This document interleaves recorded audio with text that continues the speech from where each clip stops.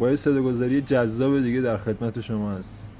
خب پس کارتون نشد. میشه. آره دیگه میدونم دیگه رنگ کیریت شد میخونم. کارت با کی میشه به نظرت اینجا؟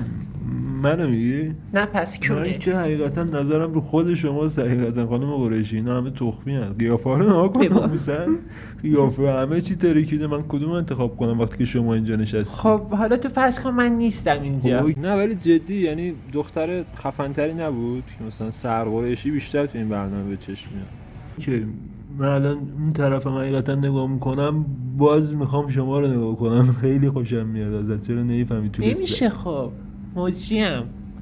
بابا بده دیگه. حالا چی میشه؟ حتما تتلو که قایدتت به ما نمیرسه یعنی بچه سرسالن در تمیز. اینم دقت کردید خیلی یوبسه، یعنی اصلا تستوسترون صفر. راستشو بخوام بگم تو که کیری تتلو هم نیستی. باشه آقا من الان یکی دیگر انتخاب میکنم. بذار ببینم اون طرفو. اینا هم تخمیان آخه. خانم قریشی لحظه ببین ناکن. من حقیقتا بیشتر نظرم رو خود شماست و اینکه اصلا هم تغییر نمیکنه حتی اگه تا آخر این بازی من ببازم. ولی آجی این واقعا انتظار داره سرقریشی باش بره تو رابطه. اینقدر اعتماد به نفسش به سقفه. بسیار عالی. این یعنی چی؟ الان مخاطب زدم دیگه. فکر نکنم.